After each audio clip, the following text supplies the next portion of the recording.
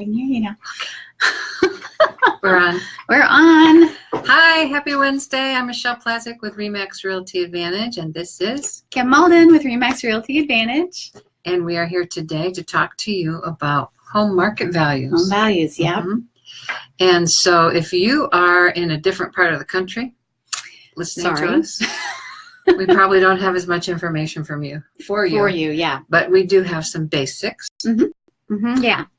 There's some things that are applicable across the board. One of the things that we talked about before in another one of our videos is that you cannot really tell your home value based on websites such as Zillow or Trulia. Redfin, yeah.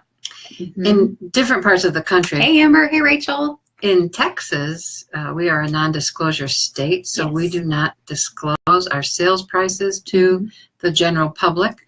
So therefore, those websites do not have the proper sales prices and cannot determine the value. They have tax value only, and even they tell you, either we can't determine it or all we have is tax value. So like Zillow gives itself 1 star for Texas. And so let's talk a little bit about tax values. Yep. Go ahead. Okay, so the yo and hey y'all. The tax assessor, their job is to get the most amount of money with the least amount of resistance. So typically, they don't want us to dispute very often, although we have been like every year, and I recommend that you do. But typically, they're going to be just under an accurate value for you. We don't often see them overvalue. Sometimes we do, but for the most part, you're going to see that the tax assessor is going to have the value of your home at just below what its actual value should be. Here in Texas, it's different in different parts of the country. Our tax assessor will reevaluate the tax assessments. Tax assessor got an angry face. Oh my. Every year, our tax assessor changes that. In different parts of the country, it's not like that. They don't do that very often, so it will change drastically. So a good, I shouldn't say a good rule of thumb, but a rule of thumb that we sometimes use is that the market value will be at least 5 to 10% higher than the tax assessment. Right, yeah. But it could be a lot more, depending upon whether or not the house has been renovated inside and the tax assessor doesn't know about it. Or for those of you that are really good at fighting it every single year, hey, hopefully you've been accomplishing that each year, and they have lowered yours, so you may be well below as well. Let's talk about just in general the national market. It has gone up tremendously in the last year, and we have certainly experienced that here in San Antonio. Our average sales price has gone up since last year. It has. And we have changed from a seller's market. Last year we were in a total seller's market, and this year we have gained a lot more inventory. We have. Which changes the market. It's that old supply and demand thing, if you remember Economics 101, if you took that. We all had to take it. Some of us just didn't pay much attention. So the more there's on the market, obviously the less competition. Exactly. So we're moving into more of a buyer's market right now, but that doesn't mean that come spring we might go back to a seller's market for a short period of time. It's just going to be kind of a wait and see thing on that. And how we determine that is by how many houses are for sale currently. So we take all of the houses that are for sale and we think, okay, well, if a certain number of houses are selling each month, then how many months of inventory do we have? Right. How many months would it take to sell all of the houses currently in the market? And so we call it months of inventory. Is how we kind of determine that. And at 6 months, we're at what we're calling a flat market. So it's neither a seller's or a buyer's market. But when we, like in the past, we've been down, like 3 months of inventory. And so that was a seller's market, because we had way more buyers looking for houses than we had houses available. But now we're moving into a buyer's market, which means we're going to have more qualified buyers out there shopping. No, we have more inventory. More inventory, sorry. I was backwards on that. We're going to have more inventory than we have buyers. So those sellers are going to be a little, you're not going to be competing as much, hopefully, Mhm. with multiple offers on the houses that you're looking at and liking, and not losing bids, hopefully. Especially right now, November, December is always Absolutely. like that because people are still Yes. putting their house on the market They are. and there are less buyers. Yes, yes, yes. You know, when you're determining the value of your house or trying to look at how to market your house or what value to put on it, Mhm. there's a lot of things that come into play. That's why you do need to talk to a realtor Yes. about that. Call us.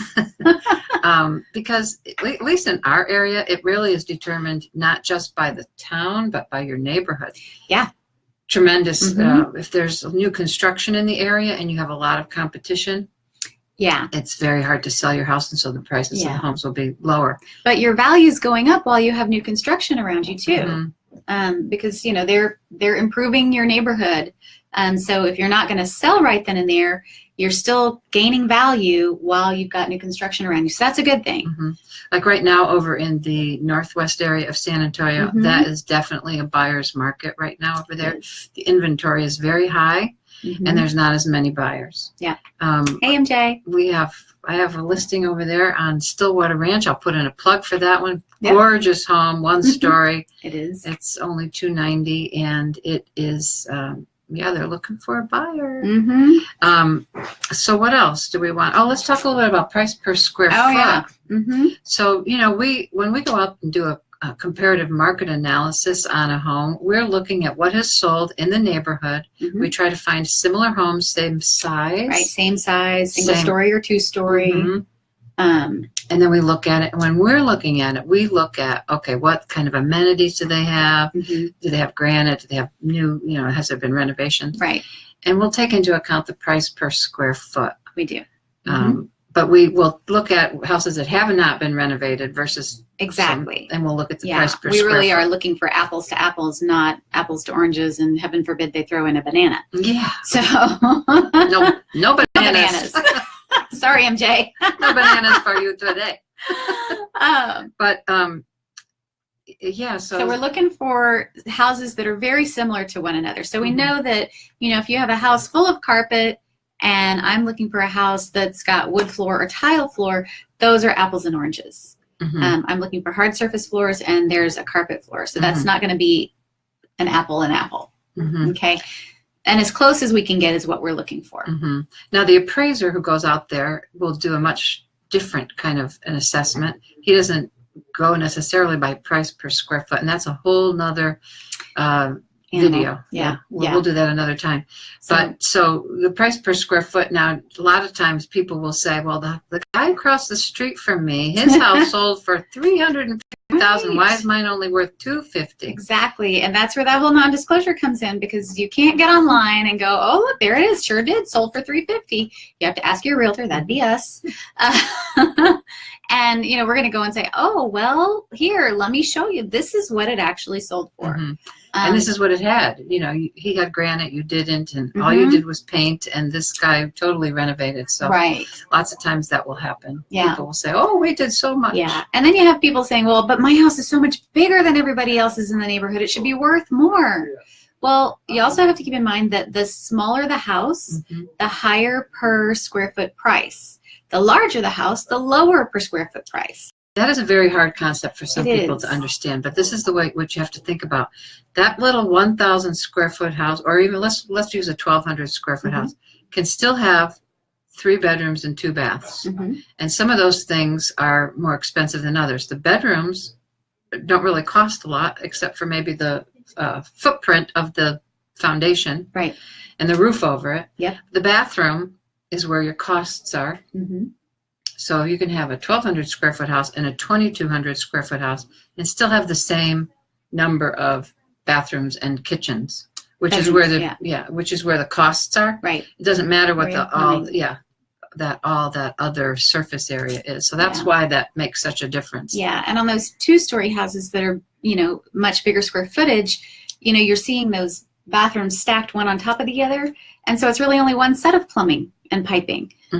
Whereas on the single-story houses, you have all of those components spread out on one level. And so you've got usually a larger foundation, which is costly.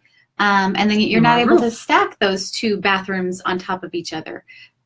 So you have twice the cost there, and then the you have plumbing. the bigger roof. Yeah, Mhm. exactly. So if that helps anyone understand it, there you go. Wow, nice to know. Good, thank you. I'm glad you can see it because I can't see it well, from here. we're gonna, So I'm saying hi to everybody who's on there. okay. She says hi, y'all. So I guess that's it for today. Yeah, I think if yeah. you have any questions, or we have this great We have little. this lovely little chart here. So we would be, if you want this information in this great chart form, give us a comment. And hey, Renee joined over there. Give us a comment, and we'll private message you that little graph there. It's really informative. We'd be happy to send it to you. Yeah. And of course, you guys, if you're thinking about buying or selling in the next 6 months to a year, it is never too early to call us. So give us a call, and we'll be happy to help. So y'all have a great week. All right. Talk to you Bye. soon. Bye.